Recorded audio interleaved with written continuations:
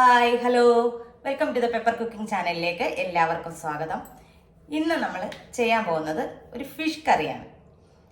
അപ്പം അത് എങ്ങനെയാണ് ചെയ്യുന്നതെന്ന് വെച്ചാൽ മുളകിട്ടാണ് നമ്മൾ വെക്കുന്നത്. അതൊരു ഞാൻ പലതവണ കാണിച്ചിട്ടുള്ളതാണെങ്കിലും ഇത് അതിൽ നിന്നൊക്കെ വ്യത്യസ്തമായിട്ട് നമ്മൾ ചെയ്യാൻ പോകുന്നതാണ്. അപ്പോൾ ഇത് അടിപൊളി ടേസ്റ്റാണ്. അപ്പോൾ എല്ലാവരും അതൊന്ന് ചെയ്ത് നോക്കണം. അപ്പോൾ നമുക്കിത് എങ്ങനെയാണ് ചെയ്യുന്നതെന്ന് നോക്കണ്ടേ? അപ്പോൾ നമുക്ക് വീഡിയോയിലേക്ക് പോവാം.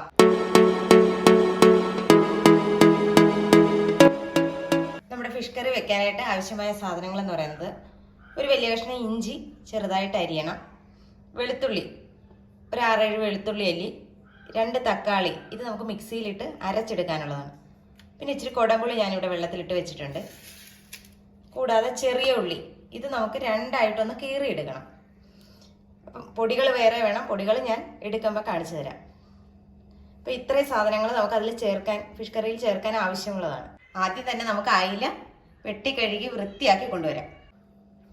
വലിയ ഉള്ളി ആയതുകൊണ്ടാണ് നമുക്ക് 2ആയിട്ട് കീറേണ്ടി വരുന്നത്. ചെറിയ ഉള്ളിയാണ് എടുക്കുന്നതെങ്കിൽ, അതായത് ഈ ടൈപ്പിലുള്ള ഉള്ളിയാണെങ്കിൽ നിങ്ങൾ കീറുമൊന്നും വേണ്ട, അങ്ങനെ തന്നെ ഇടാം.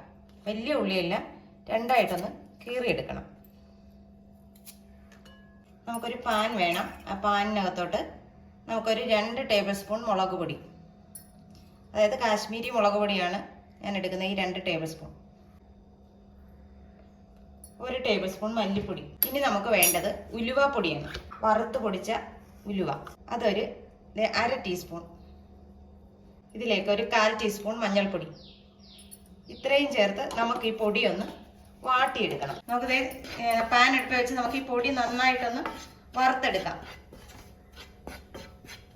പച്ചമണം മാറുന്നവരെ വറുത്ത് കൊടുക്കണം. നമ്മുടെ പൊടിയെല്ലാം നന്നായിട്ടൊന്ന് മൂത്ത് കിട്ടിയിട്ടുണ്ട്. നമുക്ക് തീ ഓഫ് ചെയ്യാം.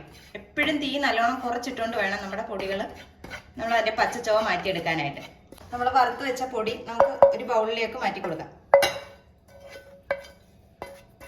ഇനി നമുക്ക് ഇതിലേക്ക് ആവശ്യമായ വെള്ളം ചേർത്തൊന്ന് കുതിർക്കാം.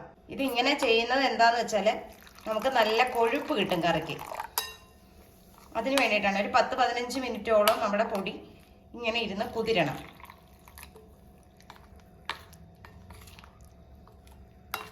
അപ്പോൾ ഇതേ നമ്മുടെ മീനെല്ലാം വെട്ടി കഴുകി വൃത്തിയാക്കി കൊണ്ട് വെച്ചിട്ടുണ്ട്. മുളക് നമ്മൾ കുതിർത്ത് വെച്ചു, കുടംപുളി വെള്ളത്തിലിട്ട് വെച്ചിട്ടുണ്ട്. ഉള്ളിയെല്ലാം ഞാൻ 2ആയിട്ടൊന്ന് കീറിയെടുത്തിട്ടുണ്ട്. തക്കാളിയും ഞാൻ അരച്ച് വെച്ചിട്ടുണ്ട്. വെള്ളം തൊടാതെ അരയ്ക്കണം തക്കാളി. നല്ല പഴുത്ത തക്കാളി ആണെങ്കിൽ അത്രയും നല്ലത്. നമ്മളൊരു ചട്ടി അടുപ്പത്തോട്ട് വെച്ചിട്ടുണ്ട്.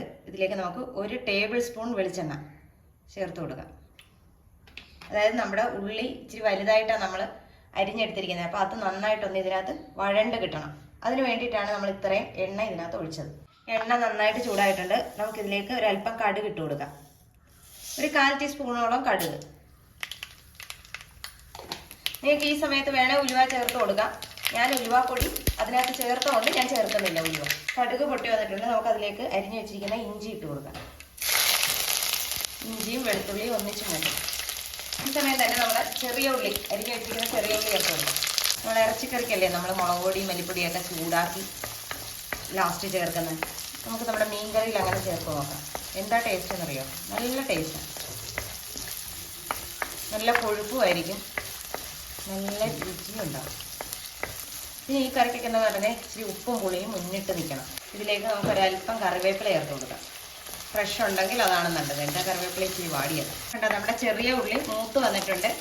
അതായത് ഉള്ളികൾ കണ്ടോ നിറം മാറി നല്ല ഗോൾഡൻ പരുവത്തിലേക്ക് എത്താറാകുന്ന ആ ഒരു സ്റ്റേജിൽ നമ്മൾ അരച്ച് വെച്ചിട്ടുള്ള തക്കാളി അങ്ങ് ചേർത്ത് കൊടുക്കണം. അതായത് പൊടി നമ്മൾ മൂപ്പിച്ചതാണ്, അതുകൊണ്ട് പൊടിയുടെ ചുവ മാറാനില്ല. എന്നാൽ നമ്മുടെ തക്കാളിയുടെ പച്ചച്ചുവ ഒന്ന് മാറി കിട്ടണം. നമുക്കിത് ഇളക്കി കൊടുത്ത് തക്കാളിയുടെ പച്ചച്ചുവ മാറ്റിയെടുക്കാം. നമ്മുടെ തക്കാളിയുടെ പച്ചച്ചുവയൊക്കെ മാറിയിട്ടുണ്ട്. നമുക്ക് ഇതിലേക്ക് ഇനി നമ്മൾ കുതിർത്ത് വെച്ചിരുന്ന അരപ്പ് ചേർത്ത് കൊടുക്കാം. അരപ്പ് നമുക്ക് എല്ലാം കൂടെ ഒന്ന് മിക്സ് ചെയ്യാം. ഈ സമയം നമുക്ക് ഇതിലേക്ക് ആവശ്യമായ ഉപ്പ് ചേർത്ത് കൊടുക്കണം. നമ്മൾ ഉള്ളി വഴറ്റുമ്പോഴായിരുന്നു ഉപ്പിടേണ്ടത്, പക്ഷെ നമ്മൾ ആ സ്റ്റേജിൽ ഉപ്പിട്ടിട്ടില്ല.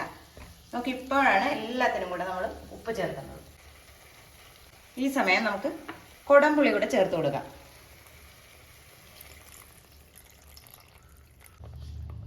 ഞാൻ കീറിയാണ് ചേർക്കുന്നത്, നല്ല പുളിയുള്ളതാണ്. അതുകൊണ്ട് വെള്ളത്തിലിട്ട് അത്രയും കഷ്ണം നമുക്ക് ചേർക്കേണ്ടി വരത്തില്ല. ഒരു 2 കഷ്ണം പുളി ഞാൻ ഇത് ചെറുതായിട്ട് കീറി ചേർത്തിട്ടുണ്ട്. ഇനി നമുക്ക് ഇതിലേക്ക് ആവശ്യമായ ചാറ് വേണം. അത് നമ്മുടെ ഈ പാത്രം കഴുകി നമ്മൾ അരപ്പ് കുതിർത്ത് വെച്ചിരുന്നില്ലേ, ഈ പാത്രം കഴുകി ഒഴിക്കുന്ന വെള്ളം മതിയാവും. നമുക്കിനി ഇതൊന്ന് തിളയ്ക്കട്ടെ. നന്നായിട്ട് ഇതൊന്ന് തിളച്ചതിന് ശേഷം നമുക്ക് മീൻ ചേർത്ത് കൊടുക്കാം. നമ്മുടെ കറി നന്നായിട്ട് തിളച്ച് വന്നിട്ടുണ്ട്. നമുക്കതിലേക്ക് മീൻ കഷ്ണങ്ങൾ ചേർത്ത് കൊടുക്കാം.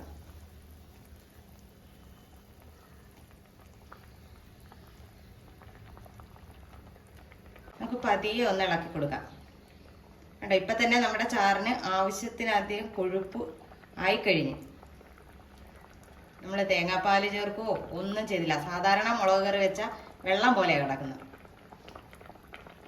വെച്ച് നോക്കിയിട്ടുള്ളവർക്ക് അറിയാലോ. പക്ഷേ ഇതങ്ങനല്ല. ഇത് നല്ല ഇപ്പം തന്നെ കാണുമ്പോഴേ അറിയാം, മീൻ കഷ്ണത്തെ തന്നെ അറിയാൻ പറ്റുന്നുണ്ട് നല്ല കൊഴുപ്പുള്ള ചാറാണ്. പിന്നെ നന്നായിട്ട് ഈ മീൻ കഷ്ണങ്ങളൊന്ന് വെന്ത് കിട്ടണം.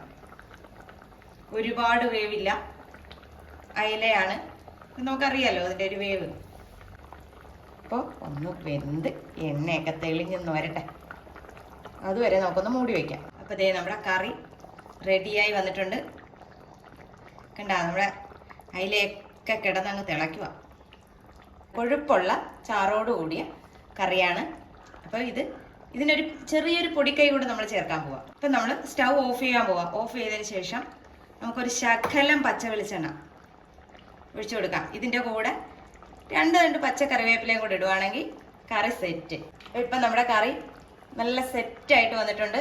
നല്ല ഉപ്പും പുളിയും ഒക്കെ ഉണ്ട്. അപ്പോൾ ഇതെല്ലാവരും ഒന്ന് ട്രൈ ചെയ്ത് നോക്കണം.